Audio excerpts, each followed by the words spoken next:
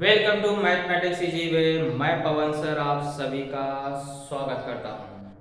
तो आज हम लोग फिर से एक बार यहाँ पर हाजिर हुए हैं और आप जानते हैं कि अभी हम लोग हाल फिलहाल में क्या पढ़ रहे हैं, छूट तथा कमीशन के बारे में पढ़ रहे हैं।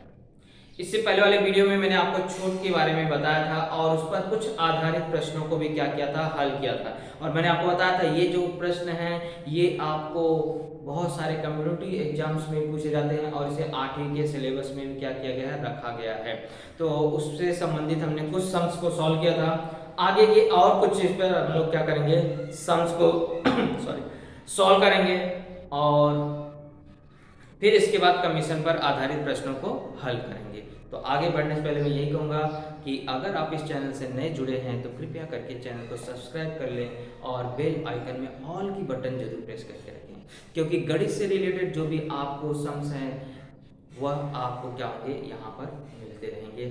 चाहे वो 8वीं का हो, चाहे वो 9वीं का हो, चाहे वो 10वीं का, चाहे वो 7वीं का सवाल हो, चाहे एजुकेशन से रिलेटेड 11th ऑनलाइन एडमिशन से संबंधित जो भी जानकारियाँ आपको हैं वह आपको इस चैनल पर मिलती रहेंगी, समय समय पर मिलती रहेंगी। इसलिए आप बेल आइकन में ऑल की बटन जरूर प्रेस करके रखें। चलिए स्टार्ट करते हैं। क्वेश्चन नंबर 4 में क्या दिया गया है कि एक पंखा है जिसका अंकित मूल्य कितना है, 3000 रुपए है। यानी कि एक पंखा हम लोग लेने जा रहे हैं और उस पंखे पर मूल्य छपा हुआ है, छपा हुआ अंकित मूल्य मतलब छपा हुआ मूल्य है 3000 रुपए, मतलब उस पर प्राइस लिखा हुआ है जिसे बोला जाता है कॉस्ट प्राइस। कॉस्ट प्राइस कितना है उसका, 3000 रुपया। और दुकानदार ने उस पर बोला है कि मैं 12% की क्या करूंगा, आपको छूट दूंगा, 12% छूट दूंगा। रुपए नहीं बता रहा है कि वो कितने रुपए छूट देगा, तो वह रुपए हमें पता नहीं है, यानी कि हमें छूट ज्ञात करना है प्लस वह पंखा ग्राहक को कितने रुपए में मिला, यानी कि उसका विक्रय मूल्य भी हमें क्या करना है, ज्ञात करना है। तो एकदम सिंपल सा आपको सवाल है। हम लोग क्या करेंगे, पहले दूसरा वाला सूत्र लगाएंगे क्योंकि प्रतिशत छूट दिया है, यानी कि हमें पहले सूत्र प्रतिशत छूट वाला लगाना है। तो दूसरा सूत्र हमने क्या पढ़ा था कि प्रतिशत छूट बटे में 100 बराबर होता है छूट, यानी कि प्राप्त छूट बटे में आपको अंकित मूल्य। यही सूत्र हमने पढ़ा था दूसरा वाला। इसको कई लोग शॉर्टकट में ऐसा बताते हैं कि प्राप्त या छूट बराबर होता है अंकित मूल्य का 10%, 12%, इस तरह से डायरेक्ट उसको निकाल सकते हैं। लेकिन हमें किताब में इस तरह से सूत्र दिया है तो हम लोग इस तरह से सूत्र लगाएंगे। इससे क्या होता है, आपको कोई भी चीज इसमें से ज्ञात करना हो तो आप आसानी से ज्ञात कर सकते हैं, चाहे वो प्रतिशत छूट ज्ञात करना, चाहे वो छूट ज्ञात करना। अगर ये सूत्र का उपयोग करते हैं तो आपको हल करने में आसानी होगी। तो प्रतिशत छूट यानी कितना दिया है, 12 बटे में कितना आ जाएगा, 100 बराबर प्राप्त छूट ही तो ज्ञात करना है ना, तो यहां क्या लिख दोगे, प्राप्त छूट बटे में अंकित मूल्य। अंकित मूल्य इस पंखे का कितना है, 3000 है ना। अब इसी को हम लोग क्या करेंगे, तिर्यक गुणा कर लेंगे। तो प्राप्त छूट बराबर 12 का गुणा किसमें होगा, 3000 में, और ये 100 जो है वह आपको यहाँ गुणे में रहेगा और फिर यहाँ आएगा क्या हो जाएगा, भाग में हो जाएगा। तो मैं इसको डायरेक्ट यहाँ स्टेप लिख के दिखा रहा हूँ कि ये जो प्राप्त छूट गुणे 100 है, ये गुणे 100 यहाँ पे चला जाएगा, यानी कि बटे में चला जाएगा। अब शून्य से शून्य को क्या करोगे, काट दोगे। तो ये हो गया प्राप्त छूट बराबर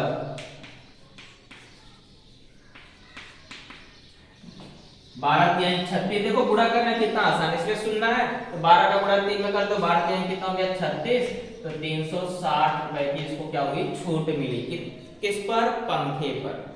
अब 360 रुपए की अगर उसको छूट मिली तो वो पंखा उसको कितने में मिला, यानी कि पंखे का क्या निकालना है, विक्रय मूल्य। तो विक्रय मूल्य अंकित मूल्य से कम होगा क्योंकि छूट मिल रही है। तो क्या करना पड़ेगा, जितनी छूट है उसको घटा दो। किसमें से घटा दोगे, अंकित मूल्य में से।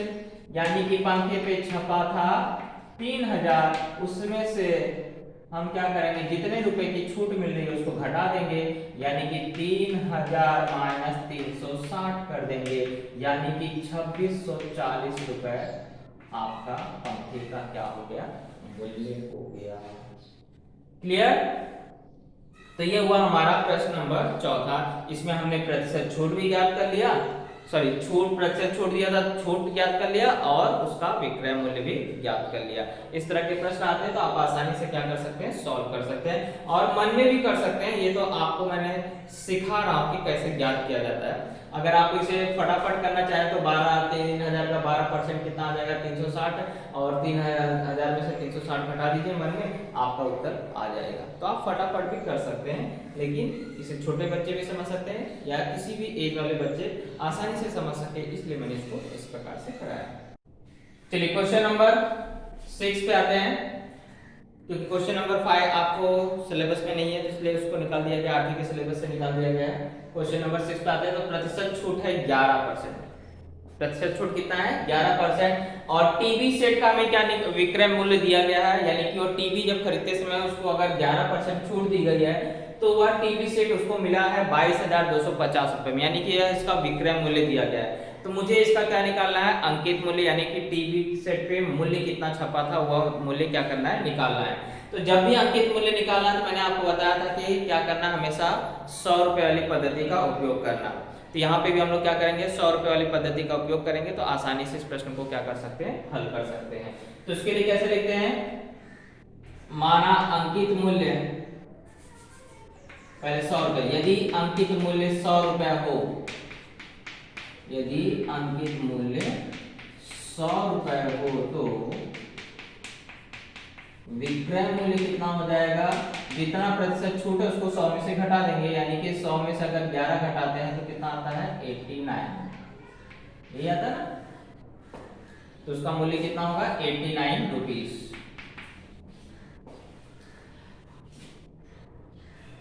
और यदि अब आपको विक्रय मूल्य कितना दिया है, 2250, विक्रय मूल्य 22,250 रुपए हो तो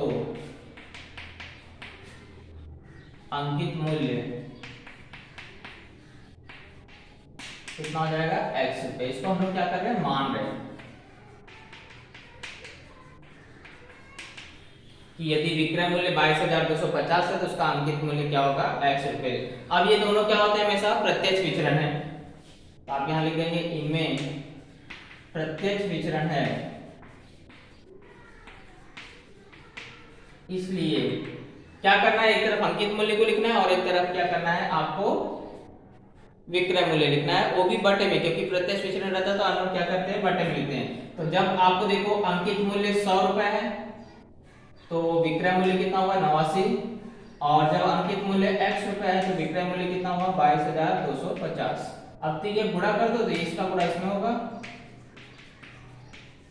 और इसका गुणा इसमें होगा। अब ये 89 उधर जाएगा तो क्या हो जाएगा, भाग में बदल जाएगा, तो x बराबर क्या हो जाएगा, 22,250, सॉरी 22,250 गुणे 100 बटे में 89। गुणा करने का मतलब है 2 जीरो और ऐड हो जाएगा।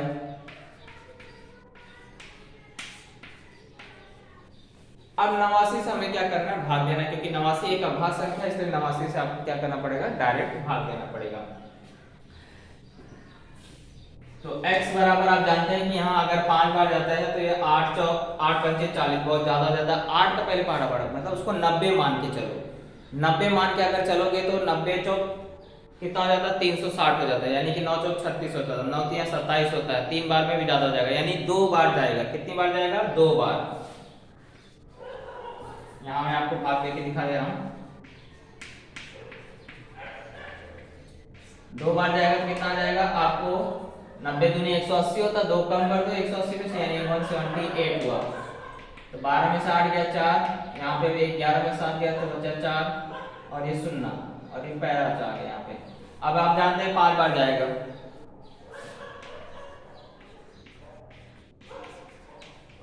और एक जीरो ऐड कर दीजिए, कितने जीरो थे, 3 जीरो थे, यानी 3 जीरो और जोड़ दीजिए, तो x बराबर आ जाएगा 2530, यानी कि वह कितने का था, 25,000 रुपए का था। तो हमारा आंसर आ चुका है कितना, टीवी सेट का जो अंकित मूल्य है वह कितना होगा, 25,000 रुपए होगा। तो सिंपल सी, जब भी आपको अंकित मूल्य पूछा जाए तो इस तरह से 100 रुपए वाले के हिसाब से आप उसको बटे में लिखिए और भाग दे दीजिए तो आपका उत्तर आ जाएगा। क्लियर? अगर शॉर्टकट तरीके से करना चाहे तो जितना भी रहेगा 100 में से माइनस करके उसको भाग दे देने का। जैसे 11% की छूट थी तो 11 घटा दोगे कितना आ जाएगा, 89।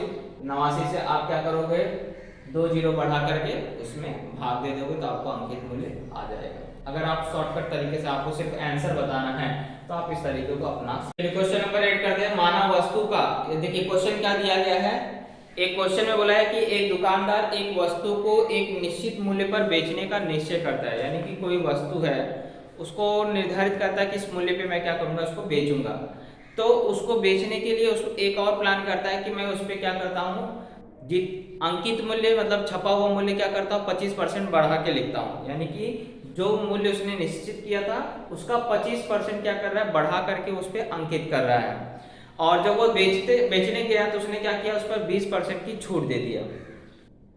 तो आपको पूछ रहा है कि उसके द्वारा निश्चित मूल्य की अपेक्षा उसे कितना लाभ हानि हुआ, यानी कि जब वो छूट दे के बेच रहा है तो उसको लाभ हुआ कि हानि हुआ, निश्चित मूल्य जितना था उसके हिसाब से। और मूल्य तथा प्रत्यक्ष विक्रय मूल्य में कितने प्रतिशत का अंतर होगा, ये हमें क्या करना है, ज्ञात करना है। तो हमें वस्तु का निश्चित मूल्य क्या उसने निर्धारित किया ये हमें नहीं मालूम है, तो हम लोग इसको क्या मान लेते हैं, 100 रुपया। 100 रुपये इसलिए मानते हैं क्योंकि उसके परसेंटेज निकालना क्या होता है, आसान होता है। तो माना वस्तु का निश्चित मूल्य कितना हुआ, 100 रुपये।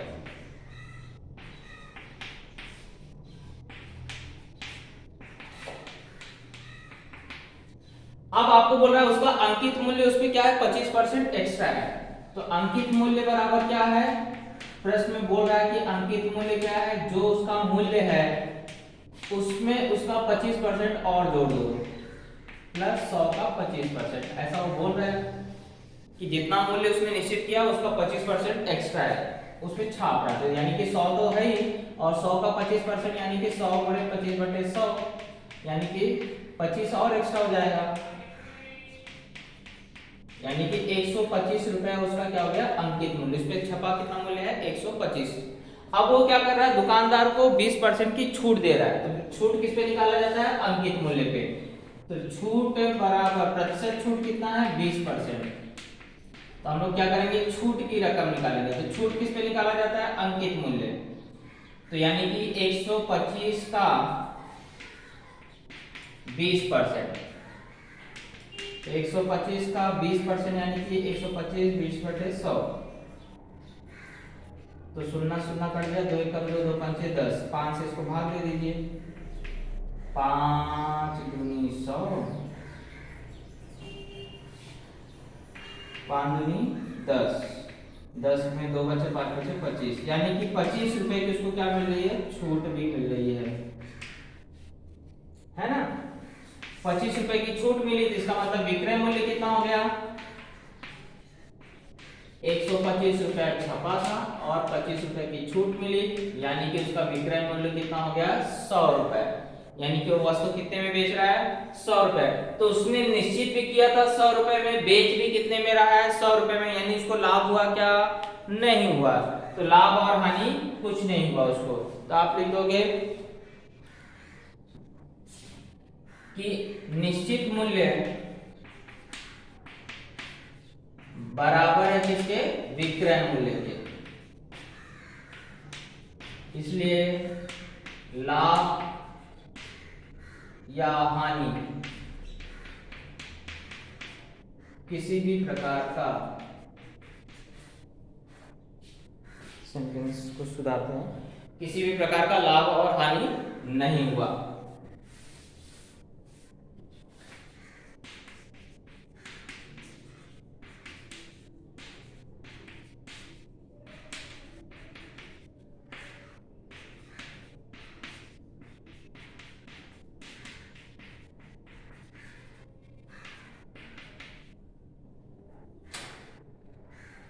एक और चीज पूछा है कि मूल्य और प्रत्यक्ष विक्रय मूल्य में कितने प्रतिशत। जब आपको लाभ और हानि हुआ ही नहीं तो आपको यहाँ पे अंतर 0 का रहेगा, क्योंकि आपको देखो निश्चित मूल्य कितना है, 100 रुपए और विक्रय मूल्य कितना है, 100 रुपए, दोनों क्या है, सेम है। तो उनके बीच में कितने प्रतिशत का अंतर हुआ? 0 का। तो आप यहाँ आंसर और एक लिख देंगे कि निश्चित मूल्य तथा प्रत्यक्ष विक्रय मूल्य